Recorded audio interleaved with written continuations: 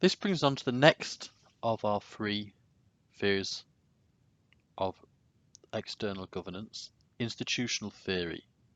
Institutional theory is based around the idea that firms have certain resources, certain capacities of things that they can do and certain things that they deliver, and that there is actually possible to balance between these capacities. We're not just talking about productive capacities, not talking about things like they can make either shoes or boots, things like that. We're talking about what can they deliver for society, what can they deliver for individuals. Of course, this course is about governance and social accountability. So the firm is actually saying it has an active choice to make. How does it deliver between these capacities in order to meet the needs of its shareholders and its other people involved in it? But actually, what's here about institutional theories that it's the shareholders themselves have different needs, different resources. They're not just only about making money. And the argument of institutional theory, therefore, is that firms should not just see their investors as just profit maximizing. Their investors will be people with a large number of interests. And this takes us right back to the argument we're having at the beginning, the principle behind this course. So who are the capitalists? Because if the capitalists were the shareholders, then of course they would be looking only to amass profit, not necessarily to take it away and live on it, but under the basic principles of capitalism, to accumulate. Because capitalism is a system of accumulation, reinvestment. Company makes money, takes its profits, it invests, it builds. The dynamic of capitalism, the driving force of capitalism, is this reinvestment. Many ways it's argued that what we've seen recently with the excess of capitalism, with large amounts of money being built up by certain individuals, is actually a problem with capitalism and its development, because now investments are taking place and then we have to destroy some of this money. Historically, this has been done in various ways, including arguably by war, by recession, etc., to destroy some of this value. And these days, saying actually it's done a lot of it by conspicuous consumption, money being wasted.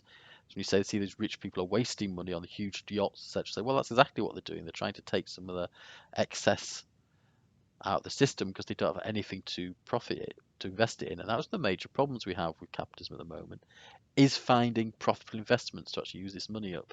So we're actually saying that actually institutional theory says that the directors of a firm, should represent the interests of the actual people who own the shares. Now, if the capitalists are the people who control the money, controlling the managers, then the shareholders are something that often we've referred before. We said these are kind of the new capitalists. And this is where I say that there can be some contradiction, some difficulty in understanding this when you talk about the changing nature of who the capitalists are. The shareholders are not the capitalists, but we call them the new capitalists. And what that? Well, we're saying that they're often not people who own the shares directly. Something like 66% of shares these days are held by institutions. These institutions are, for instance, mutual funds. They are pension funds. They are insurance firms. And these people all have their own interests, as well as that beyond just making a profit.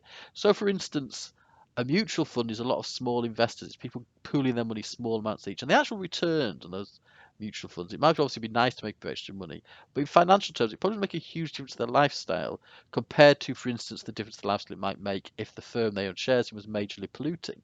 So they might be prepared to accept less profits for a cleaner thing.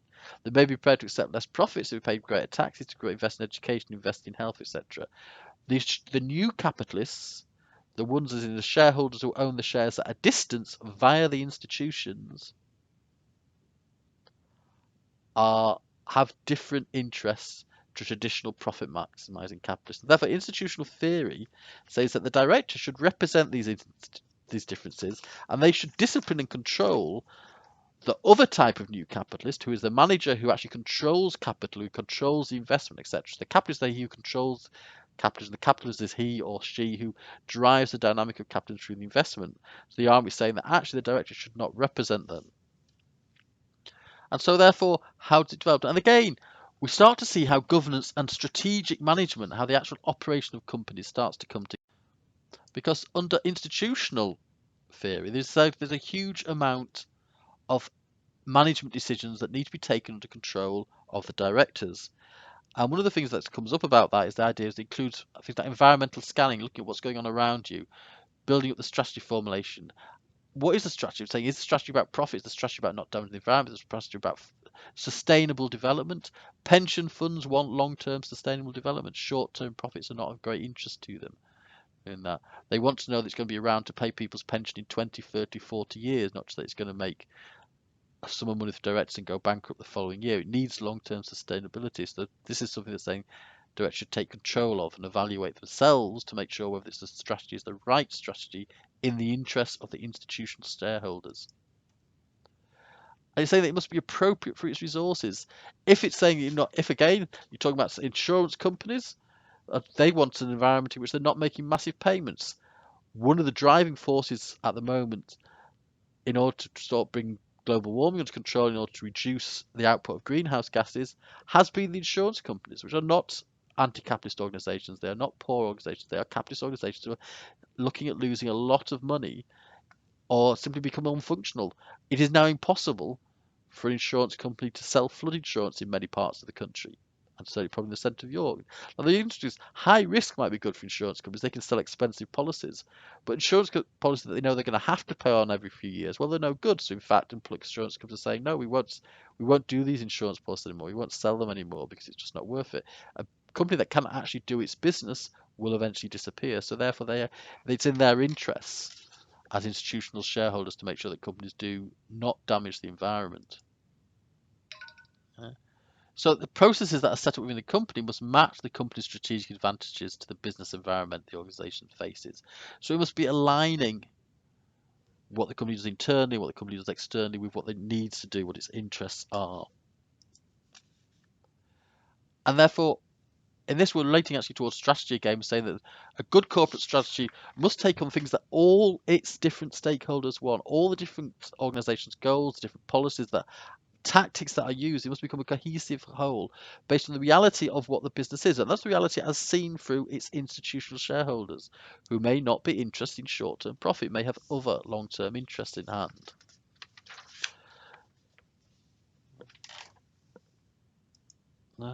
So the board must be involved in all these processes. It's no good for them to stand on the outside. If the goal is short-term profit, then yes, the board can stand on the outside and make sure that what's happening is that the money is being returned, enough money is being made. But if the institutional investors have a large number of varied interests, which require them to actually make better decisions, then they must be involved in them all along. They cannot just be involved in them on the basis of saying that actually, yeah, well, what we'll do at the moment is we'll be involved in these processes because these processes are not that key, and these processes are things which are profit. So these are key processes, and the interests of the institutional shareholders are reflected in these processes. Therefore, they must be involved in them. So I've actually just argued against Mace that the board must stand aside. And so therefore, we actually have a situation in which we've got a large number of what we call these days activist shareholders are getting very, very much involved in dealing with old-fashioned M-form boards and saying, no, it's no longer enough simply to think of the small picture. We must think more of the big picture. So what are the strategic choice perspectives that we have to consider? Every institution has its own factors. A pension fund's interests are different to an insurance company's interests, are different to a mutual fund's interests.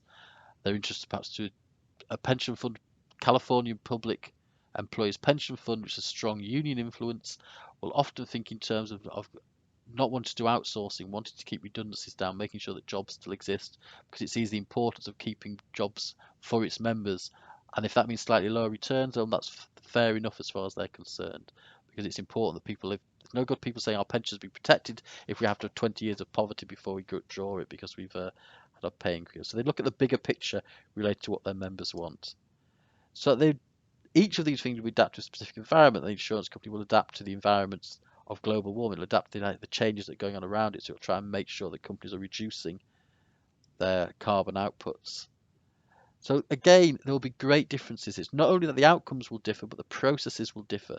So institutional theory says that every board, every institution must have representatives on the board, and each of these representatives must work out their own process for dealing with them. And therefore, the board becomes a state of flux and state of negotiation between the various influences of the different institutions. The boards actually are very representative. They have outside interests.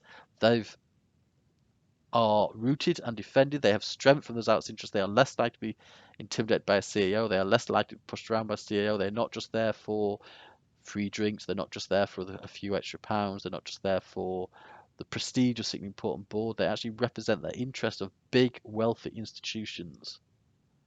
They will act, therefore, in the interests of those institutions, not just in the interests of the company's short term. It's quite likely that actually similar institutions may come together to appoint one board member between them because to keep the limited number of board members. So the pension funds may have several different pension funds may agree on a particular representative. You get the almost professional board members now who are recognised as, say, for instance, pension fund things who are believers in sustainable business. You may get insurance company directors who are appointed by insurance companies represented on a number of boards, represent a number of insurance companies who have a general interest in the reduction of carbon in order to stop global warming, to stop the great demands that are being put on insurance companies for repairs, the damages, the bad weather, etc. causing. So it is less about value now, it's more about long-term interests. So, like I said, look for mention later lectures of the new capitalists and look at previous mentions of activist shareholders. So the new capitalists, in this case, are the people who own the shares, the pension fund owners, and we'll talk about them later on. And it's also in the fact we just said at the beginning, the idea of who are the capitalists, that is also a question that is very relevant here.